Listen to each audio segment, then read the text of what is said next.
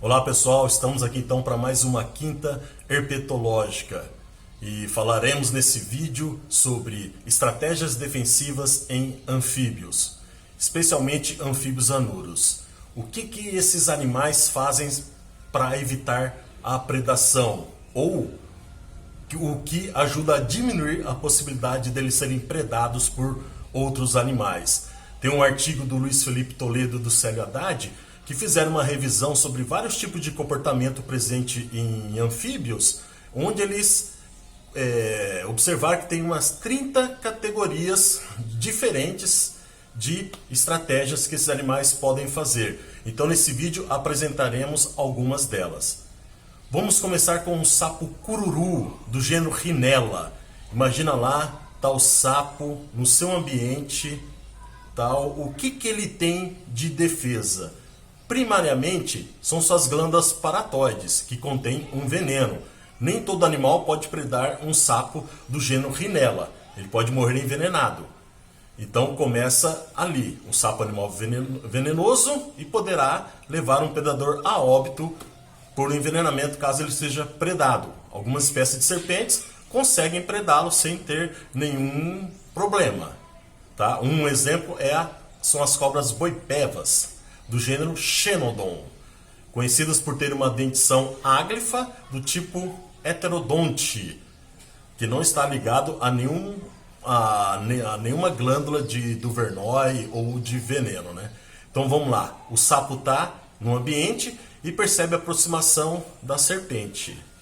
Uma primeira estratégia, então, além das glândulas paratóides, ele pode ficar imóvel.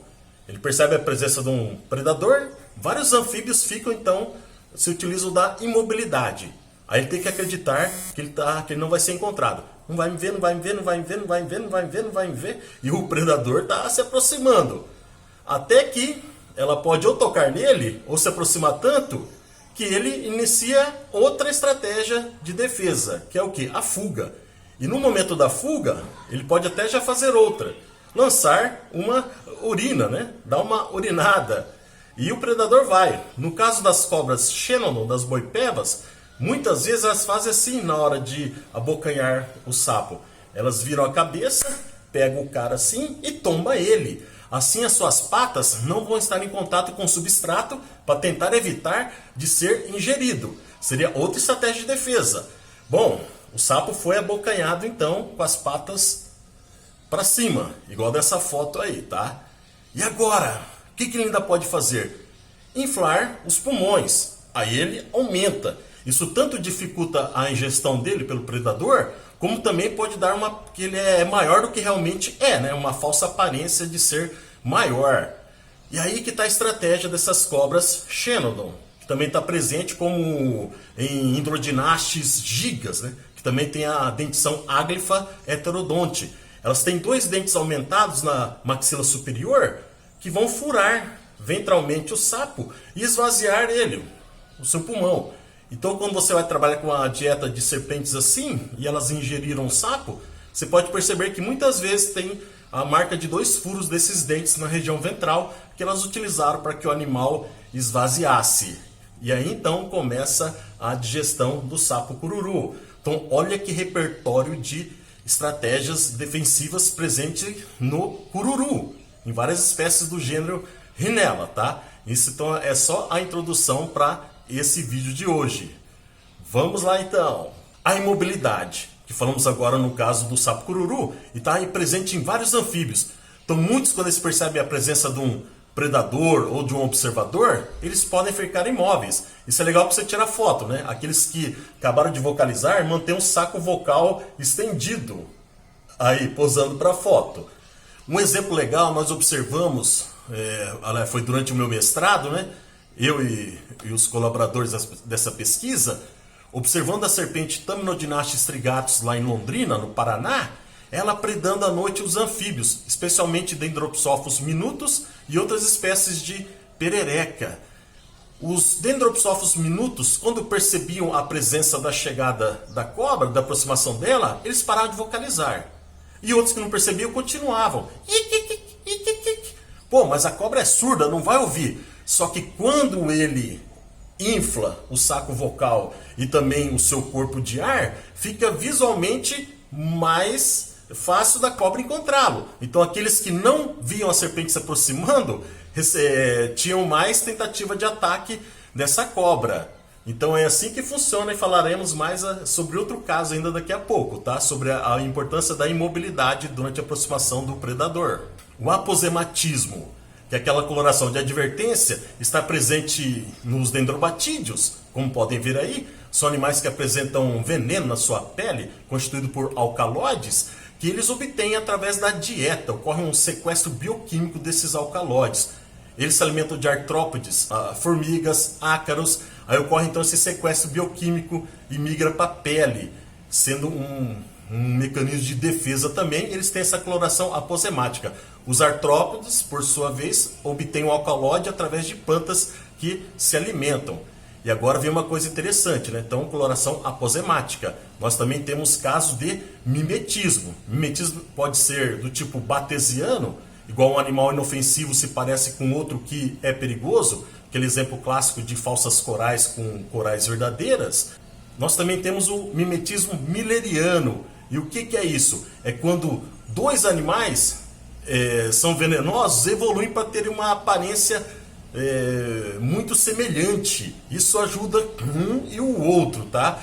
Um exemplo aí parece ser do Lithodytes lineatus. Antes o pessoal achava que ele não era venenoso, só que tem um estudo que dá a entender esse animal também apresenta veneno. E quem seria o outro que participaria desse mimetismo milleriano seriam amirigas picta e espécies próximas, que são parecidas. Tem essa Lithodytes lineatus, tem essa faixa dorsolateral amarela e também tem manchas vermelhas nessa região inguinal, nas coxas dele. Então seria um caso de mimetismo milleriano. E ainda falando de Lithodytes lineatus, tem outra estratégia de defesa ainda dessa espécie de anfíbio daqui da Amazônia. Ele se reproduz dentro de salveiros, formigueiros de formigas cortadeiras, saúva, do gênero Atta. O que esse cara tem lá dentro? Proteção e talvez também condições microclimáticas favoráveis para a sua reprodução.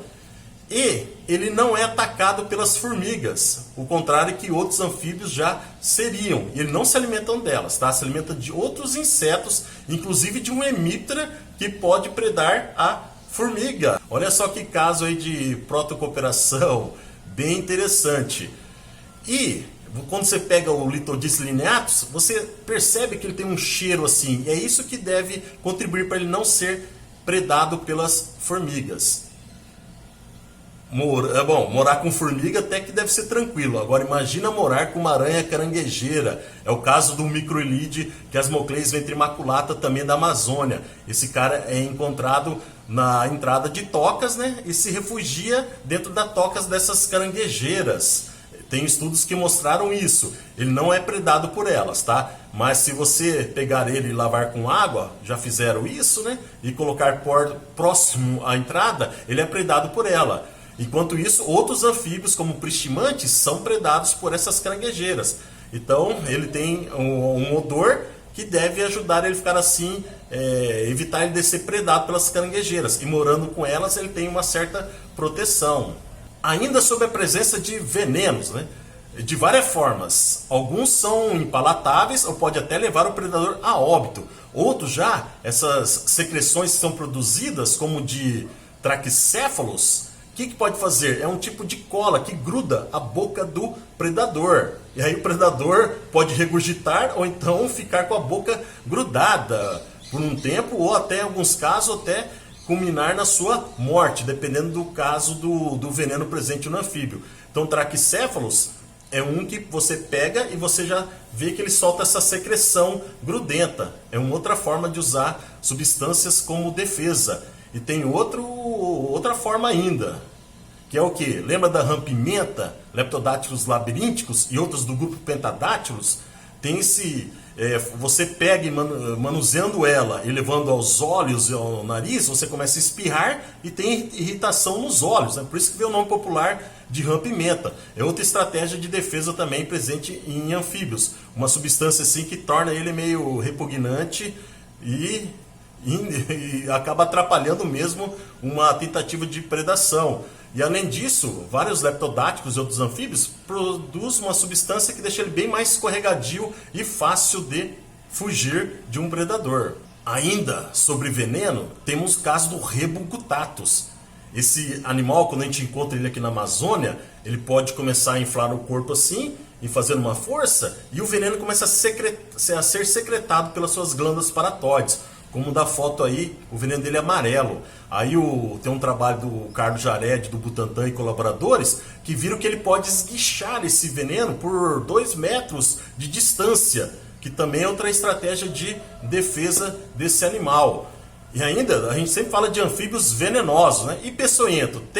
Temos sim. Um dos exemplos são as pererecas do gênero Aparasphenodon, da Mata Atlântica. Além delas se intocarem assim nas bromélias e tem um crânio bem ossificado e ela obstrui assim a passagem, fica difícil você retirar ela da bromélia, isso também ajuda a evitar predação. Ela tem um veneno na sua cabeça, né, na sua pele, produzido por glândulas, e o crânio é bem cheio de cristas, bem pontiagudo. Você pode ver aí no desenho do crânio aí. É um trabalho também do Carlos Jared e colaboradores, e quando ela faz assim, pode inocular veneno em um potencial predador, ou nas mãos se você estiver tentando manuseando esse bicho, tá? E tem uma dose letal interessante, mais potente que o da jararaca. Então outra forma dos anfíbios se defenderem. E a camuflagem? A coloração verde de vários anfíbios, como de Philomeduside, Boana cineracis, como da foto. Essa coloração verde desses anfíbios arborícolas deixa os caras bem camuflados sobre a vegetação.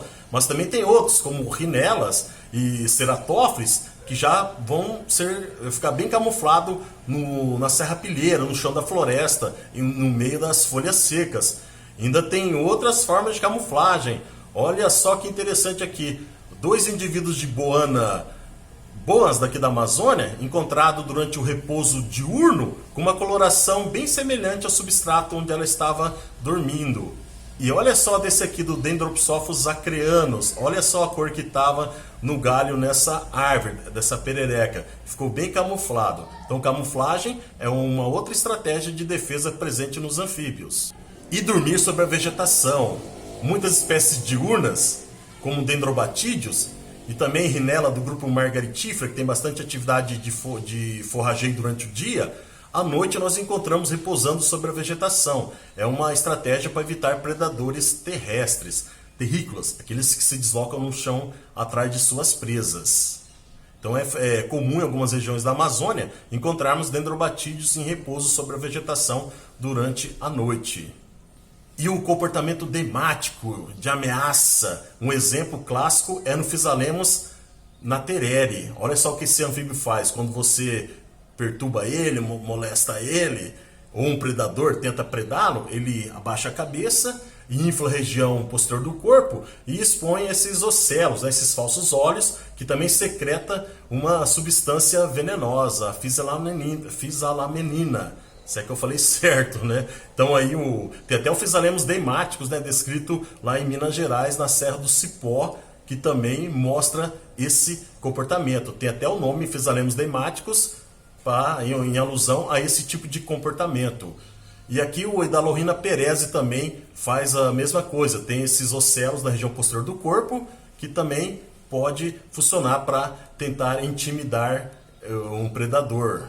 E tem um canto de agonia, quando o animal é preso, né? Ele solta um canto diferente daquele que é de atrair a fêmea, que pode também distrair o predador e escapar. Igual esse aqui. Essa simpática perereca. Isso aqui é um ilídeo também, da família das pererecas, tá? Ela fez xixi em você, ó. Olha o grito de agonia. Ela fez Ela um pensa xixizão. Escutou o grito dela? Escutei. Ela pensa que está sendo predada. Ih, vai te machucar.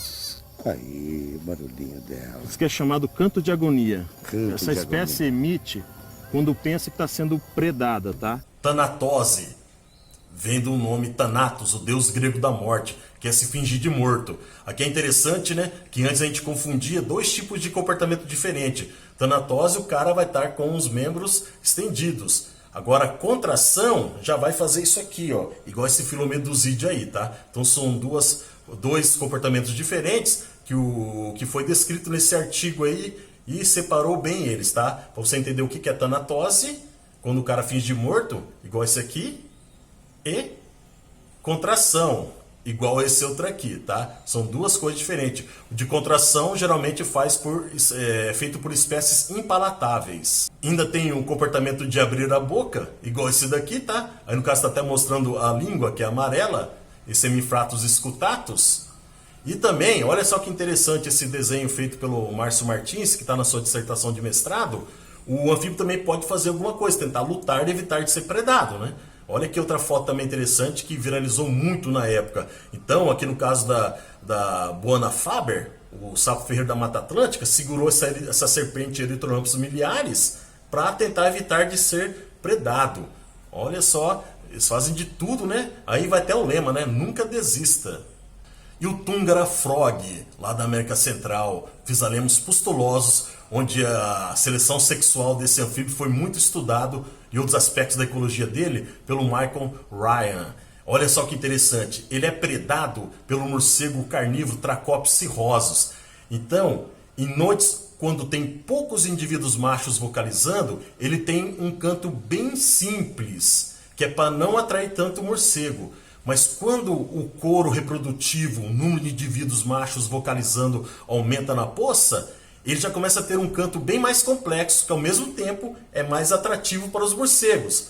Só que daí também é mais atrativo para as fêmeas, né? Então tem mais competição pelas fêmeas pelos machos e eles aumentam a complexidade do seu canto, né? Um canto bem mais complexo. Aí a parada é a seguinte, né? Quanto mais indivíduos estiver presente na poça, menor a chance de um indivíduo ser predado. Se tem um cara só vocalizando, ele pode ter 100% de chance. Tem dois, 50, 4, 25, 8, 12,5%. E assim vai indo. Então, quanto mais indivíduos tem em um grupo, menor a chance de um deles ser predado. Aumentando o coro então do Physalemos aí da Costa Rica, diminui a chance de um deles ser predado, né?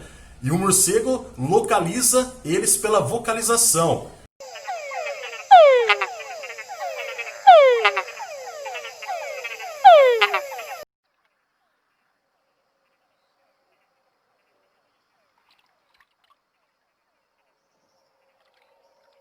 Olha agora que interessante. Aquele que percebe a sombra do morcego, ele para de vocalizar.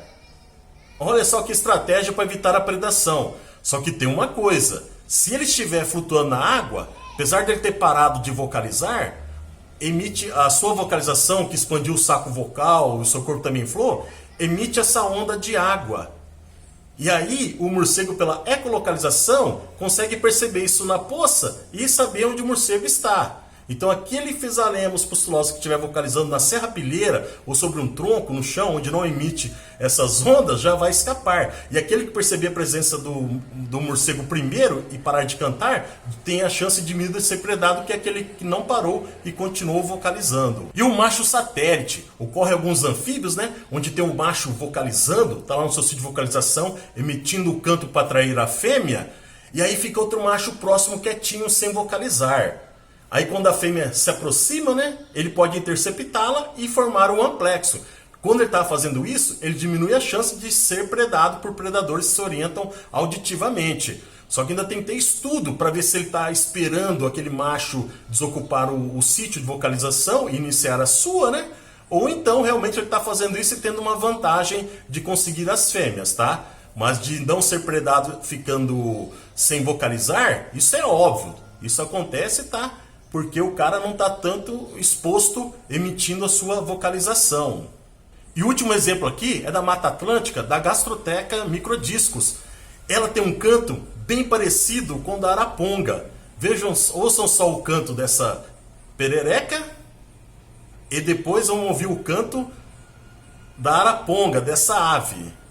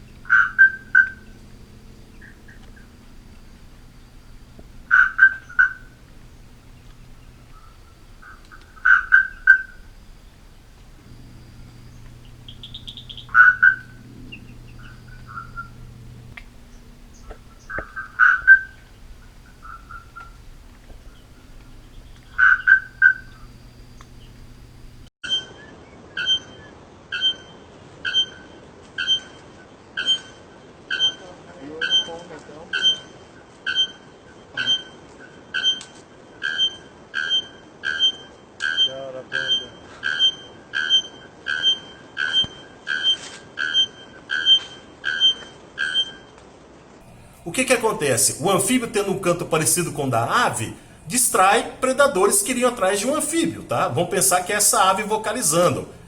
Então, tem um repertório incrível de estratégias defensivas presente em anfíbios, tá? E também em outros grupos animais. Por isso que é interessante estudarmos, descobrirmos mais, tá, sobre esses bichos, ficarmos atentos em campo para encontrar novidades, comportamentos que não estavam registrados para determinadas espécies, às vezes até famílias. Pessoal, gostando então do vídeo, não esqueçam de dar um like aí, tá? Se inscreva no canal, compartilhe com os amigos. E lembrando, hein, temos o segundo Herpetorama. Um lugar que você pode aprender muito mais sobre esses animais, os anfíbios e os répteis. Vão lá no site aí do Herpeto Capixaba e faça a sua inscrição. Vai ser em outubro. Você pode aumentar o seu currículo, né, e também o seu conhecimento. Um abração então, pessoal, e até o próximo vídeo.